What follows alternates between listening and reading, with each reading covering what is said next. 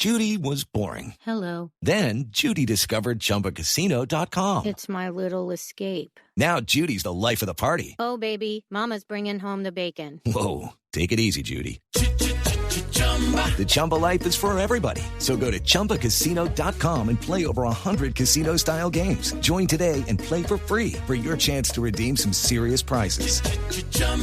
ChumbaCasino.com. No purchase necessary. Void where prohibited by law. 18 plus terms and conditions apply. See website for details. Hey all, welcome back to the Real Life Pharmacology Podcast. I'm your host, pharmacist Eric Christensen, and I thank you so much for listening today. The drug of the day we're going to tackle today is Quetiapine. Brand name of this medication is Seroquel. Now this medication is an antipsychotic. More specifically, it's a second-generation antipsychotic. It's something that I see used somewhat regularly in practice, particularly in patients with schizophrenia, bipolar disorder. Occasionally I see it in geriatric patients where we're working with aggressive type behaviors, highly delusional, or hallucinations, for example.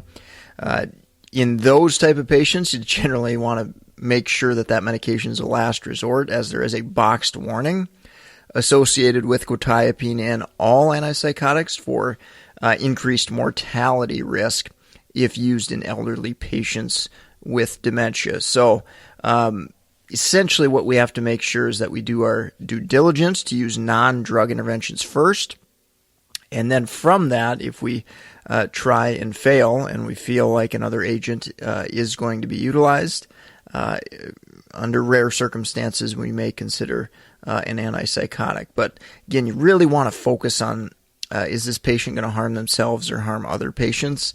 And then if that is the case, then you definitely have to do a risk versus benefit and assess if that's the right thing to do.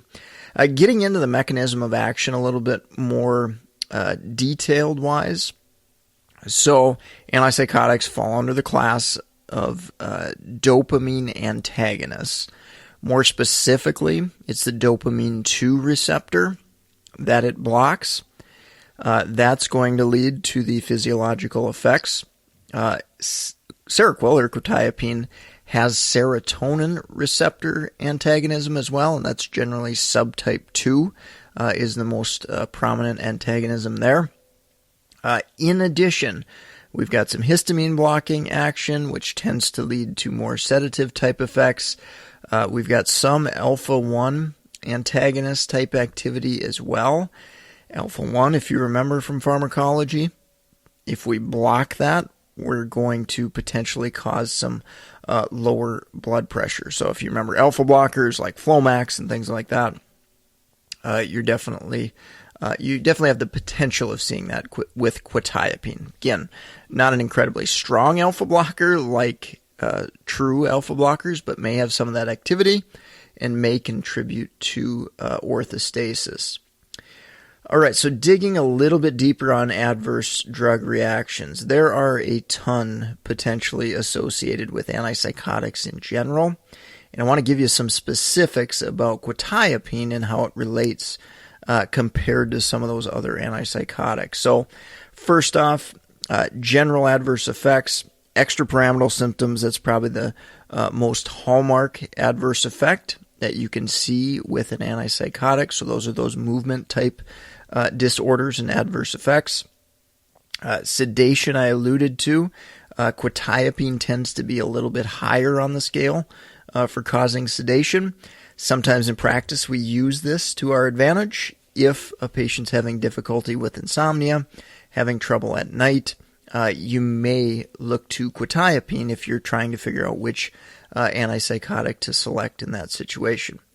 There again, it may cause too much sedation, and obviously we don't want to zonk our patients out all day. That's not appropriate either. So if we're having too much sedation, we might look to steer clear of quetiapine. Prolactin level elevations can happen with antipsychotics. Quetiapine generally isn't near as bad as a drug like risperidone, and consequences from that hyperprolactinemia can be sexual dysfunction. Moderate weight gain can happen. Quetiapine's kind of middle of the road there. So again, that kind of lends into metabolic syndrome and increased lipids, things like that. Quetiapine generally isn't considered as bad as clozapine, for example, is one of the worst ones. Olanzapine's another example there as well. Orthostasis risk, I mentioned a little bit in correlation with some alpha blocking activity. I'd call it kind of middle of the road there. And some modest QTC prolongation risk, which we also have to pay attention to with antipsychotics. So, but nowhere near a drug like ziprasidone, which tends to cause, is an antipsychotic that causes more QTC prolongation. Anticholinergic activity is possible, so a great way to remember that: can't spit, see, pee, or poop. So cause dry eyes, dry mouth, urinary retention, constipation, and can also cause some confusion and CNS effects. Quetiapine, not crazy high on the list as far as anticholinergic effects go, but it can happen, obviously, as you escalate doses and things of that nature. It's a good time to remind you about the Flippin' Pharmacology flashcards. They have been highly rated on Amazon. Fantastic little study guide for nursing, pharmacy, med students, anyone basically who has to take pharmacology. I've gone ahead in that book. We've covered nearly 600 medications by their class, categorized with the most important clinical pearls that you're going to see show up in your pharmacology exams, as well as things you're probably likely to encounter on your board exams, whether you're a nurse, pharmacist, or physician. So just a lot of good stuff that you're going to see out in clinical practice, and obviously that you're going to see in the classroom as well when you're trying to pass your pharmacology exam. So again, you can find that on Amazon, Flippin' Pharmacology flashcards. I'll leave the link in the show notes as well. All right, let's wrap up with drug interactions. So first and foremost, I always think of QTC prolongation risk with antipsychotics. It's one of those medications that can kind of have that additive type effect. Antiarrhythmic medications are something you really got to look out for when we add on an antipsychotic. And obviously we can just monitor this by checking an EKG and seeing what that QTC interval is. So pay attention to that. Some of the common drugs that I see flag on interaction screens, amiodarone, for example, quinolone antibiotics like levofloxacin, azithromycin can flag. And again, there are tons of meds that can prolong the QTC interval. Important to monitor, important to pay attention to, and obviously look for risk factors that people might have as well there. Sedation. So additive sedation from other medications is definitely a problem and potential concern with quetiapine.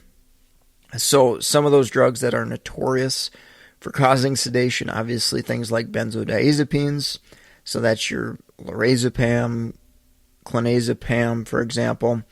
We've got Z drugs for insomnia, and pretty much any drug for insomnia for that matter. But examples of those Z drugs are Zolpidem, brand name Ambien, Lunesta, Sonata, and a couple other brand name examples there.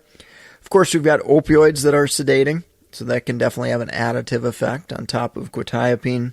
Alcohol use, older antihistamines and anticholinergic medications. So the classic one I always see in practice is over-the-counter use of Benadryl. Sometimes I see some prescription use of hydroxyzine, brand name Atarax. So pay attention to that. Adding quetiapine on top of patients already taking those medications, you're definitely going to get some additive type effects there. Mild anticholinergic activity with quetiapine could add to that anticholinergic burden too, if a patient is taking some of those older anticholinergic agents like Benadryl and Atarax, which I mentioned previously. And then, of course, we got to think about that dopamine antagonist activity and how that could block the beneficial effects of medications that are used for Parkinson. So, drug like Sinemet, we're trying to increase dopamine to help with Parkinson's symptoms. Well, quetiapine, if we're blocking dopamine 2 receptors, we could potentially be blunting or blocking that potential beneficial effects. Now, I will say with extrapyramidal symptoms, quetiapine is one of the best. It doesn't have a crazy strong affinity, or at least as strong as some of the other agents like risperidone or first-generation antipsychotics. It doesn't bind that D2 receptor as strongly. So in patients with Parkinson's disease who absolutely need an antipsychotic, we actually lean on quetiapine as one of the favored medications there in that situation. Again, it's not something that you definitely want to have to do, is use an antipsychotic in patients who have Parkinson's disorder. But if we get put in that situation where we feel like it's absolutely necessary that an antipsychotic is used, we can potentially utilize quetiapine because it doesn't have as much dopamine 2 antagonism as maybe some of the other agents that I mentioned previously.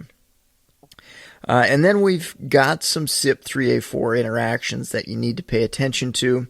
So CYP3A4 inducers. So remember, these are medications that stimulate the action of CYP3A4 and basically make it work faster. So those inducers are actually going to cause that enzyme to work faster and chew up quetiapine quicker. So that's going to lead to lower drug concentrations. And if we add a CYP3A4 inducer onto somebody's medication regimen, it could potentially lead to lower concentrations and ultimately treatment failure if it's a severe enough case there. On the flip side, CYP3A4 inhibitors block the action of CYP3A4. What this is going to do is prevent quetiapine from being broken down to a certain extent, and concentrations could go up. So in a patient that's otherwise stabilized, you add a CYP3A4 inhibitor, like erythromycin, clarithromycin, for example. There's numerous HIV medications that can inhibit CYP3A4. If you add that medication to the regimen, we could certainly see concentrations of quetiapine go up and obviously increase the risk for some of those adverse effects like EPS and elevated prolactin levels, sedation, metabolic syndrome, and so on and so forth. So definitely pay attention to those drug interactions. Mostly it's going to be monitoring. There aren't a lot of true contraindicated drug interactions with quetiapine, but you always want to take those warnings seriously when you get them in practice or when two medications are flagged. You want to review it, make sure you monitor at a minimum, and obviously look for alternatives as well if we've got a drug interaction that's significant. All right, well, I think that's going to wrap up the podcast for today. We've got a huge library of podcasts at reallifepharmacology.com.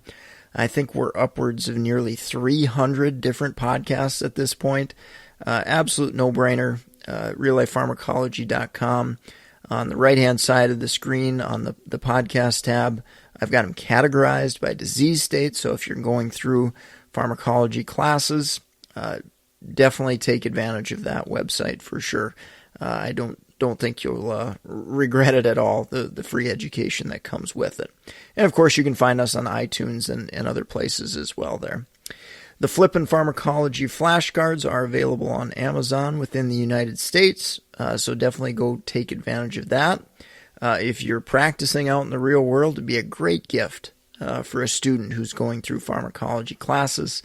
Help them really hone in on some of the most important practical information that you're actually going to see in the real world. So with that, if you want to track me down, mededucation101@gmail.com, or you can connect with me on LinkedIn, Eric Christensen, PharmD, BCPS, BCGP.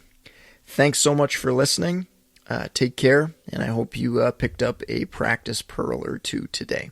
Hey guys, it is Ryan. I'm not sure if you know this about me, but I'm a bit of a fun fanatic when I can. I like to work, but I like fun too. It's a thing. And now the truth is out there. I can tell you about my favorite place to have fun. Chumba Casino. They have hundreds of social casino style games to choose from with new games released each week. You can play for free anytime, anywhere. And each day brings a new chance to collect daily bonuses. So join me in the fun. Sign up now at ChumbaCasino.com. No purchase necessary. VGW Group. Void where prohibited by law. See terms and conditions. 18+.